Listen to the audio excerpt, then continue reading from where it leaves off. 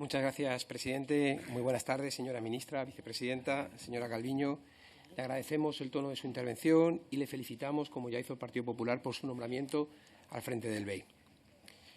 La lástima es que se aleje de la realidad. Como comprenderá, no compartimos lo que usted ha expuesto y, sobre todo, sus previsiones económicas. Pensé que la intervención sería un poco más difícil para mí porque iba a plantear cosas negativas, no todas positivas, pero yendo a mis compañeros me he dado cuenta que no soy el único, salvo uno, ¿no? Mire, usted cuando hacía sus previsiones económicas, si recuerda, decía que íbamos a salir en V, que nos recuperaríamos tan pronto como caímos, y hemos formado parte de los últimos en la lista. Decía ya por 2021 que la inflación iba a ser transitoria y que los precios se estabilizarían en el 2022.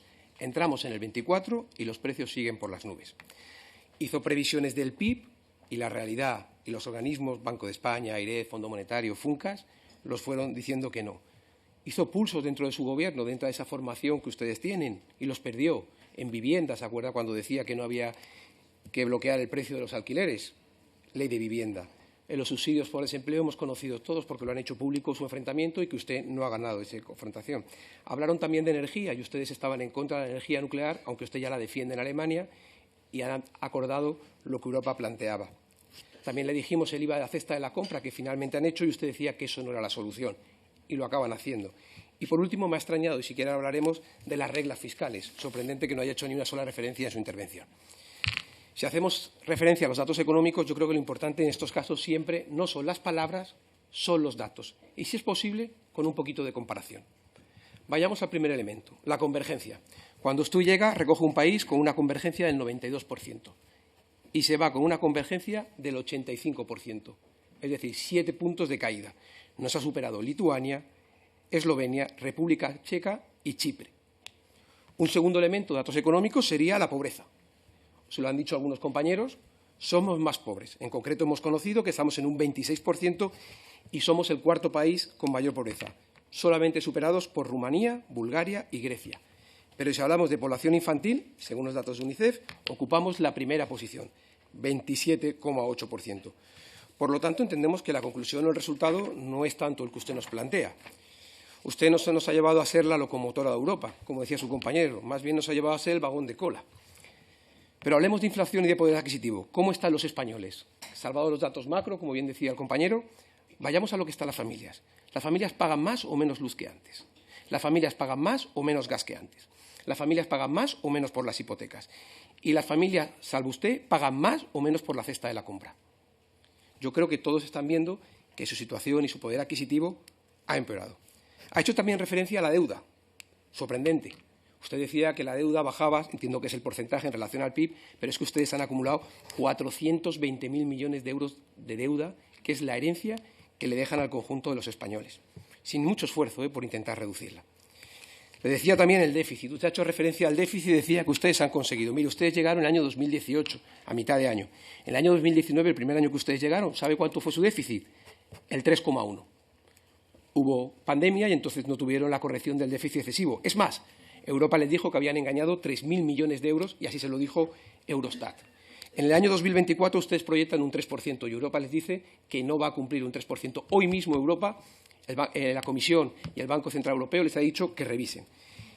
Y no creo que no habla por reglas fiscales, porque lo que usted ha hecho es comprometer la posición de España, no la de España, la de Alemania. Usted explicará por qué finalmente no ha defendido la posición que usted llevaba y ha dejado la de Alemania. Pero además tiene que contarnos o contarle al conjunto de los españoles que ha establecido un sistema de 4 a 7 años, con lo cual ya están pensando que le llegue al siguiente y un periodo transitorio. Ahí usted tendrá que ver.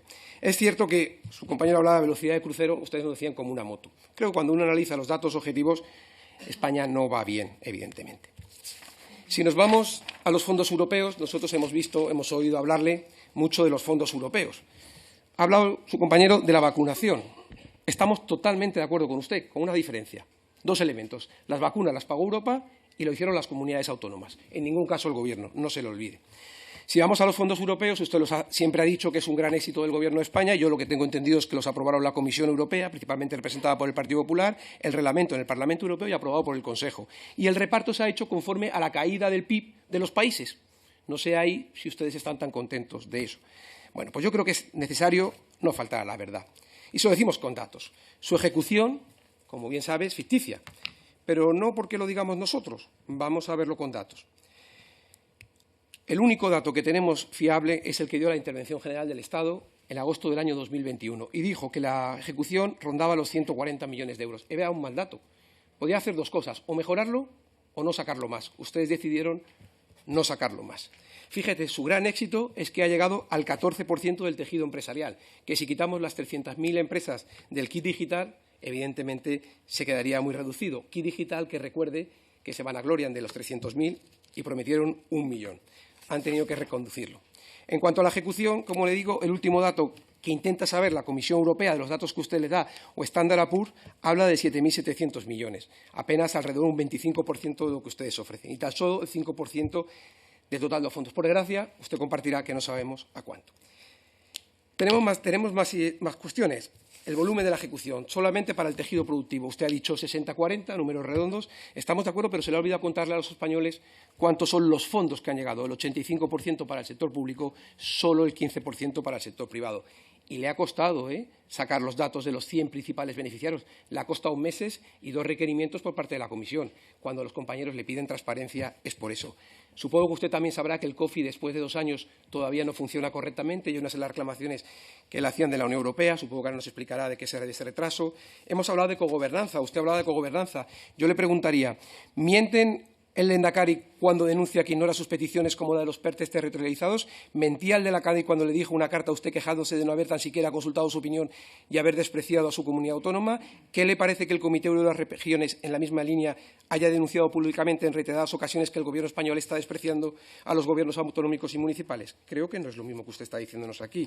Creo que no han tenido en cuenta y ha sido un grave error, y así se lo dijimos a algunos, aunque usted no nos quiso escuchar, que tuviese más en cuenta a las comunidades autónomas, a las entidades locales. Sabe también que hay una conferencia sectorial de coordinación de los mecanismos de recuperación y resiliencia que no se reúne desde agosto del 2021. ¿Dónde están las manifestaciones de interés? ¿Para qué las pidieron? ¿Para qué han servido? ¿Para qué han manejado al resto de administraciones? Esto va de hechos. Es una oportunidad perdida, señora vicepresidenta. ¿Se acuerda del Real Decreto 36/2020? ¿Sabe cuántas prórrogas ha tenido? Pregúntele a sus compañeros. Más de 60 prórrogas. No han querido simplificar. Sí que lo han hecho muchas de las comunidades autónomas. Si nos centramos en el PERTEBEC, ¿qué ha pasado, señora ministra? Vamos por la segunda convocatoria, vamos a ir a la tercera.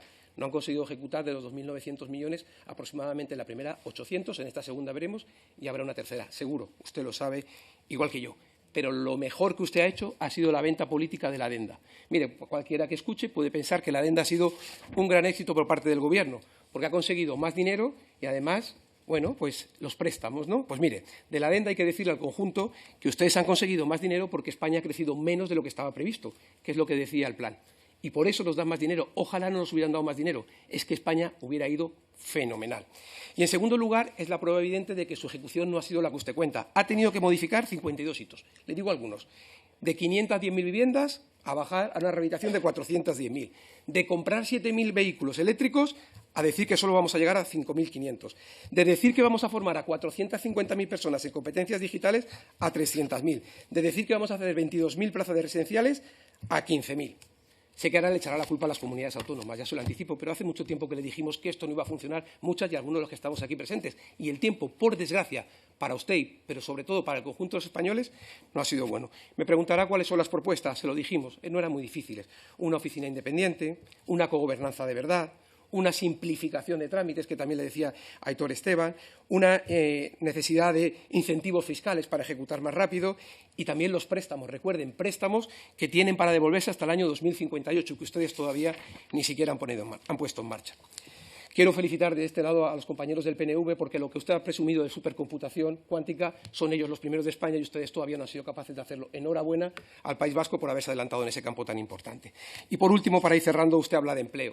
Tendría que contar, somos líderes en desempleo general, somos líderes en desempleo juvenil, somos líderes en desempleo femenino, somos líderes en desempleo mayores de 50 años. Y, además, todo eso teniendo en cuenta que nos ocultan como mínimo, según los últimos datos que algunos intentamos sacar, más de 600.000 fijos discontinuos que realmente no trabajan, lo que nos llevaría a 3,3 millones. Si hacemos una radiografía de la gestión, somos los peores en la caída, de los peores en la recuperación, las tasas más altas de paro. Nuestra industria lleva 7 meses seguidos bajando y se han perdido 460 empresas industriales ¿A qué se debe todo esto, señora Calviño? ¿Hay alguna ley que diga que siempre tenemos que ser los peores cuando hay crisis? No, no la hay. El factor diferencial ha sido su política económica, señora Calviño. Le deseamos mucha suerte y que demuestre mejor desempeño en sus nuevas labores que las que ha demostrado siendo ministra de España. Vino con una obra de rigor y ha demostrado que le ha importado más cumplir con Sánchez que con los españoles. Muchas gracias.